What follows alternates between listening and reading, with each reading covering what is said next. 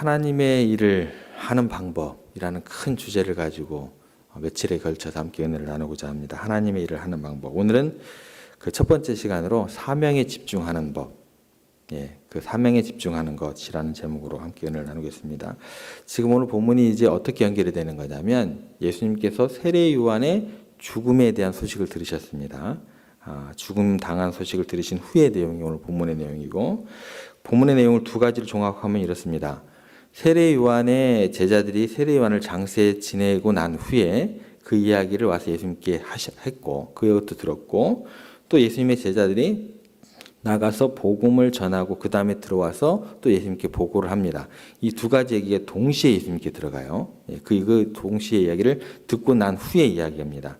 그런데 예수님은 지금 이 세례 요한에 대한 이야기도 들으시고 또 제자들이 복음을 전하고 돌아와서 전해주는 소식도 듣습니다. 그런데 예수님께서 이 두 가지 소식을 딱 듣고 난 다음에 굉장히 독특한 반응을 하십니다. 두 가지를 따로따로 루트를 다른 사람을 통해서 듣고 난 다음에 예수님의 반응은 독특해요. 그 반응이 어떻게 되냐면 한적한 곳으로, 또 마태복음은 빈들로 가셨다고 이렇게 얘기해요. 한적한 곳으로 가시고 빈들로 가셨어요. 세례 요한이 그렇게 비참한 운명에 처했을 때에도 억울하게 죽음을 당했어도 예수님은 그 일에 대해서 어떠한 행동도 취하지 않으셨습니다. 그 크신 능력으로 세례 요한이 죽임 당하기 전에 좀 구해주시지. 그럼 얼마나 좋아요. 구해주시지 않았어요. 그리고 세례 요한이 비참하게 죽임 당한 거에 대해서 정의가 어디 있냐고, 그런 거에 대해서 헤롯에게 항의하시지도 않으셨어요. 왜 예수님께서는 지금 이렇게 정의가 상실되고 핍박과 환난이 가득한 그런 세상에서 오히려 한적한 곳으로 또 빈들로 그렇게 피해 가셨을까요? 이게 우리들에게 주어지는 어떤 의문입니다. 좀 황당해요. 그죠? 예수님인데 그런 불의를 보시고 그냥 왜 가셨을까? 질문하셔야 돼요. 왜 그러셨는지. 그것을 안 하시면 답이 안 나와요. 성경을 바라보는 시각 자체가 출발이 안 됩니다. 오히려 핍박의 현장 속으로 들어가셔야 돼요. 자기의 앞길을 예비했던 세례 요한을 도와주셨어야죠. 아니면 그때 죽는 거에 대해서 이렇게 도와주시지 못했다고 한다면, 살리지 못했다고 한다면 한마디라도 외쳤어야죠. 담벼락에 대고도 외쳤어야죠. 사회가 이렇게 부패하고 타락하는데 예수님 왜 도리어 한적한 곳으로 가셨을까요? 여러분들은 어떻게 하나님께서 주시는 그 답을 얻으셨을까요? 예수님께서 능력이 없으시면 모르거니와 능력이 있으신데 다른 사람도 아니고 세례 요한이 죽는 걸 방치하는 이런 모습을 보면서 굉장한 의문을 가지셔야 된다는 것입니다. 도대체 예수님께 있어서 하나님의 일을 한다는 것은 어떤 것일까요? 이 질문이 이제 여기에서 시작되는 거예요. 예수님에게 있어서 하나님의 일을 한다는 것이 어떤 것일까? 이 본문을 통해서 우리들은 우리 인생을 어디에다가 몰두하고 어디에 집중해야 되는가를 찾으셔야 돼요. 하나님의 일은 도대체 무엇인가를 굉장히 중요한 예수님의 교훈으로 이 본문을 통해서 가지고 오셔야 돼요. 오늘 그 첫 번째 생각할 것이 뭐냐면 하나님의 일은 사명에 집중할 수 있어야 된다는 거예요. 사명에 집중, 몰두해야 된다는 것입니다. 하나님의 일을 이루기 위해서는요, 자기에게 부여된 그 소명을 깨닫는 것부터 시작이라고 우리가 너무나 많이 잘 알고 있습니다. 사명이 무엇인지, 소명이 무엇인지. 하나님께서 이것을 하라고 나를 보내셨지, 나는 이 땅에서 이것을 위한 존재구나, 이것을 위해 존재하는구나. 다시 말해서 하나님께서 나를 부르신 그 사명감이 뭔가를 깨닫고 거기에 집중할 수 있느냐, 이건 굉장히 중요한 문제다라는 것입니다. 분명한 사명감과 소명감을 잃어버리면 주위에서 자기를 부르고 요구하는 일들이 너무나 많기 때문에 이것저것 일하다가 아무것도 못하게 됩니다. 우리 인생은요, 그렇게 길지가 않습니다. 짧습니다. 모든 것을 다 해결할 수도 없고 모든 일을 다 할 수 있는 사람도 없습니다. 우리들은 그런데 너무너무나 많은 것을 보고 많은 곳에 분주하게 움직입니다. 여러분, 주위에 있는 사람 중에 저 사람 참 재주가 많아, 못하는 게 없어, 그런데 그 사람은요, 특별한 역할을 감당하기가 쉽지가 않아요. 왜 그럴까요? 많은 것을 잘하는 사람들은 욕심이 많아요. 그래서 잘하는 게 너무 많아서 이것도 조금 해야겠고 저것도 조금 해야겠고 적당히 잘하기를 유혹을 받아요. 그 어느 것 하나 몰두하기가 굉장히 어렵습니다. 그래서 대부분의 사람들은 너무나 많은 것에 힘을 쏟고 있기 때문에 하나님께서 주신 사명을 그래서 놓치기가 굉장히 쉽다라는 거예요. 오늘 본문의 이야기는 그런 것입니다. 예수님의 능력의 그 사용 방향이 어떠하냐는 거예요. 예수님은 세례 요한의 위기가 닥쳤을 때 분명히 오늘 본문에 보면 들으셨다라고 이야기가 시작이 돼요. 왜요? 양쪽에서 다 어떤 얘기들을 보고를 하거든요. 들으셨다라고 성경은 기록하고 있습니다.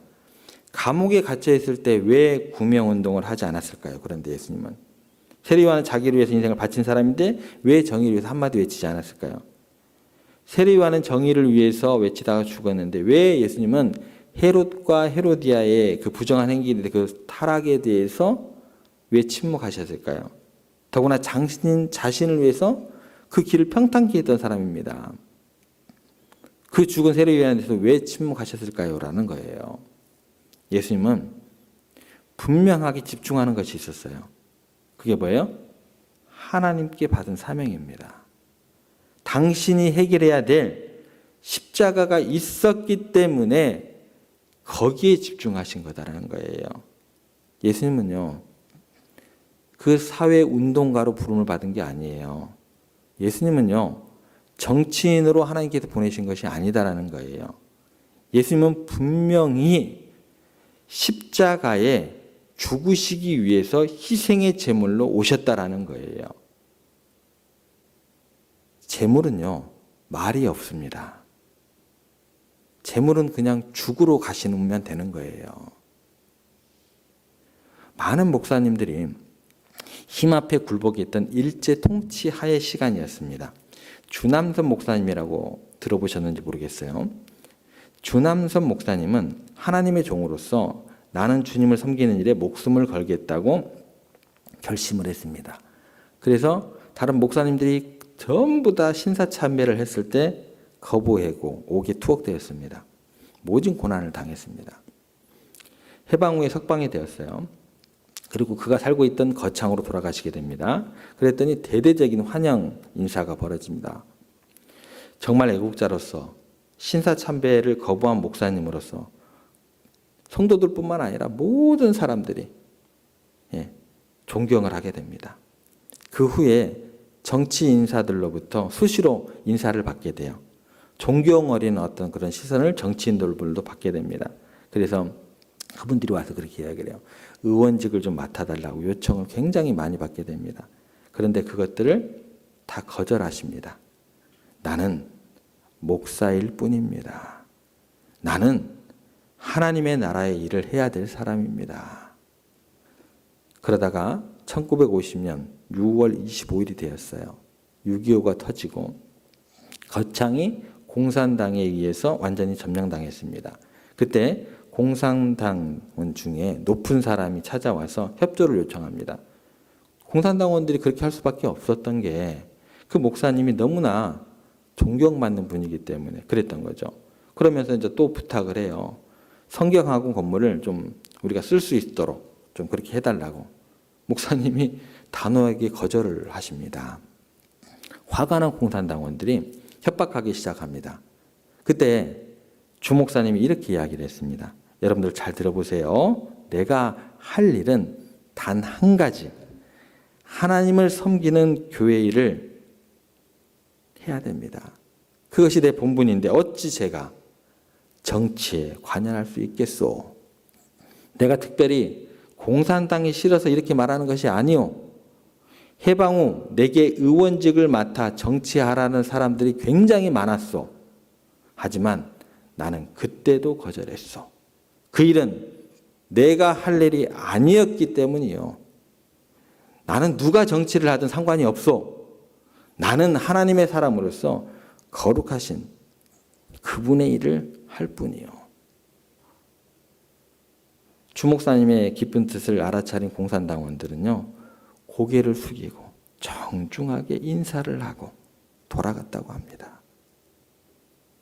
와, 저 이 이야기 듣고 야, 목사로서 내가 해야 될 일을 해야 되는구나. 목사로서 내가 가야 될 길을 가야 되는구나. 제가 뵙지는 못한 분입니다. 제 마음 가운데 엄청난 도전을 주시더라고요. 목사는 이래야 되는구나. 주남선 목사님, 그분은 자기가 부르신 하나님의 부름이 뭔지를 명확하게 아셨습니다. 상황이나 사람들의 요구 앞에 흔들림이 없이 주님께서 부르신 그 사명을 향해서 달려갔다라는 거예요. 오늘 본문의 예수님은요, 무엇을 위해 오셨는지 분명히 인식하고 계셨습니다. 예수님 생애는 저보다 더 짧았어요. 저보다 더 짧았어요. 33년, 너무나 짧은 생애를 사셨습니다. 그런데 한 가지에 집중하면서 살아가셨습니다. 그것은 인류의 죄를 위해서 대속의 제물로 십자가에 죽으시는 일이었어요. 다른 일을 위해서는 그 일을 위해 보냄받은 사람들이 따로 있다는 것을 예수님께서는 인정하셨어요. 내가 다 일을 하는 게 아니에요. 본인이 모든 일을 다 해결하라고 나서지 않고 하나님께서 다른 사람을 보내시고 그 사람들의 인생을 주신 것은 그 인생들로 하여금 각각의 사명에 있어서 그 일을 감당하게 하시는 줄 알았다라는 거예요. 그 하나님에 대한 인정함이 있었다라는 거예요.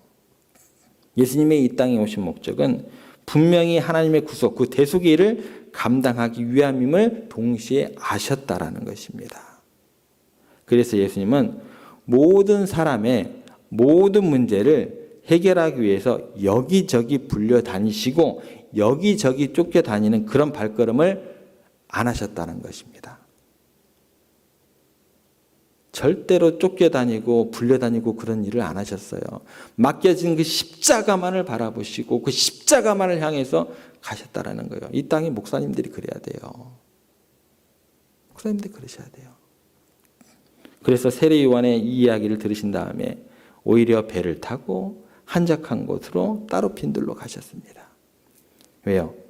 만약에 그 자리에서 예수님께서 나서시면 어떻게 되겠어요? 분명히요, 헤로데에게 붙잡히십니다. 그리고 고문당하시겠죠. 그리고 너무너무 짧은 기간에 그 시간 뺏겨버리세요. 그럼 어떻게 돼요?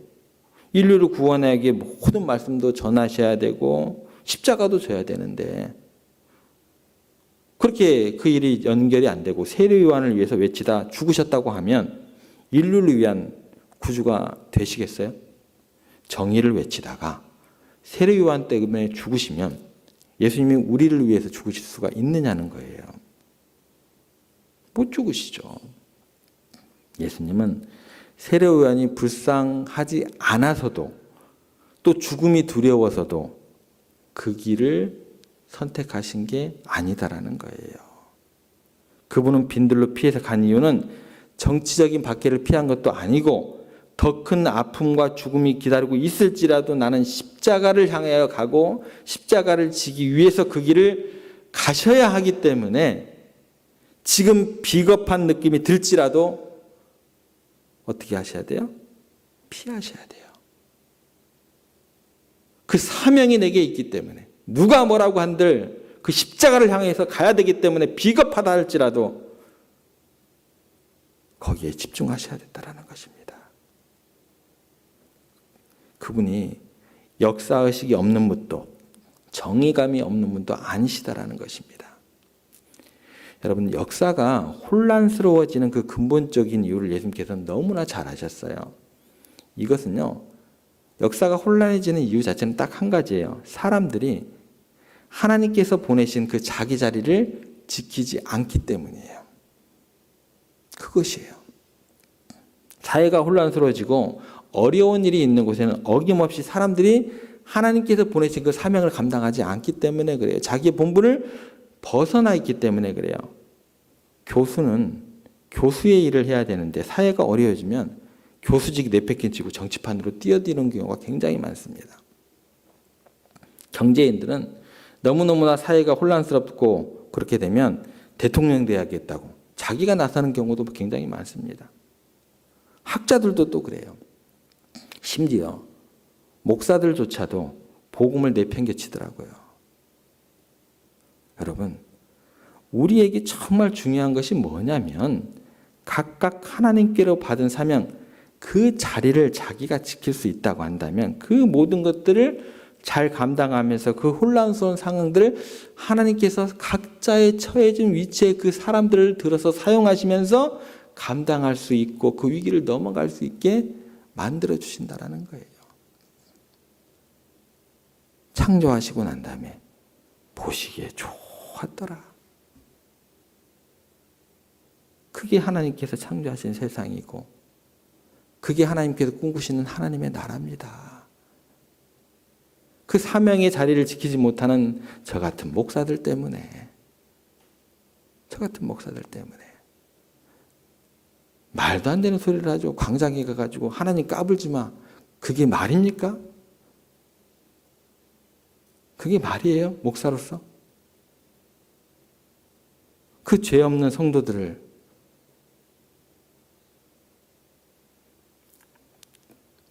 중요한 것은 정말 모든 것들을 제자리에서 목사로서 장로로서 권사로서 교회의 교회됨을 통해서 감당해 나갈 때 하나님께서 그렇게 만들어 가신다는 것입니다.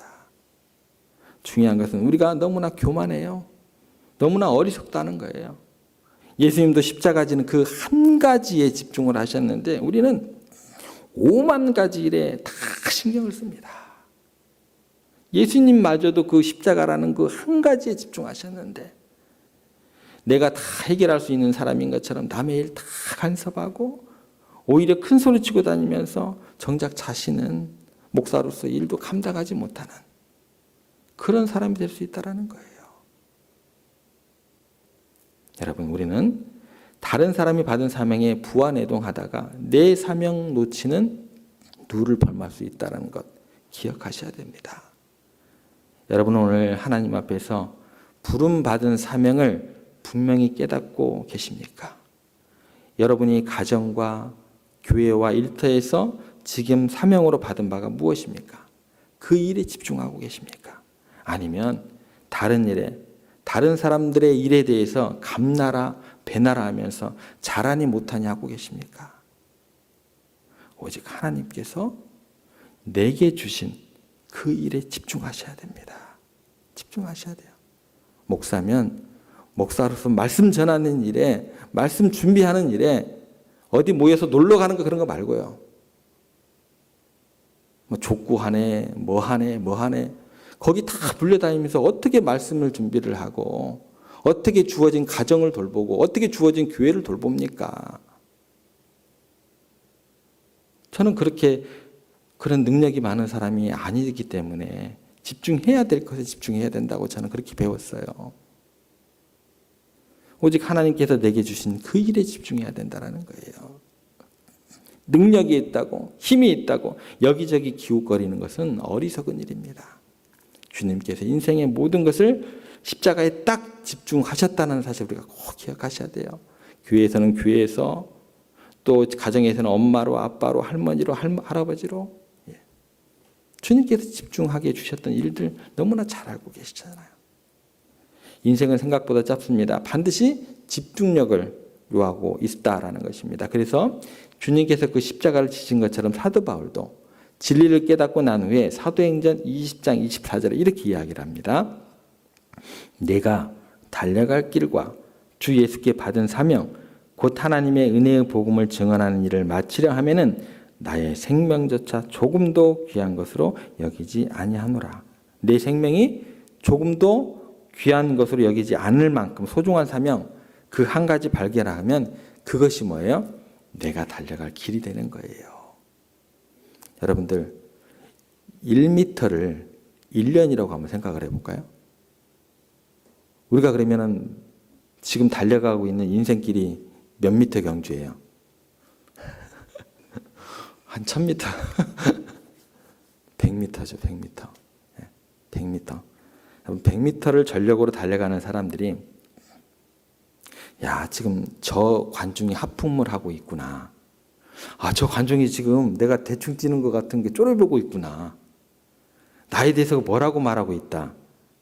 100m를 달리는 그 선수가 그걸 보고 그걸 들릴 시간이 있을까요? 나의 달려갈 길, 그 길을 달려가야 한다는 거예요.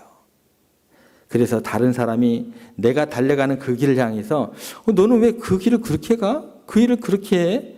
왜 너는 이것에 관심이 없어? 나를 오해하건 말건 상관이 없습니다. 나의 달려갈 길, 내게 주신 사명, 그것을 향해서 전력으로 향해서 달려가면 하나님께로부터 승리의 면류관, 칭찬의 면류관, 영광의 면류관을 받게 될 줄 믿습니다. 여러분, 오늘까지 너무나 잘 달려오셨습니다. 오늘 하루도 내일도 주님께서 부르신 그 날까지 주님의 부르심을 향해서 집중하고 그렇게 최선을 다해서 달려가시는 여러분들과 우리 세종의 모든 가족들 되시기를 주님의 이름으로 꼭 부탁드립니다.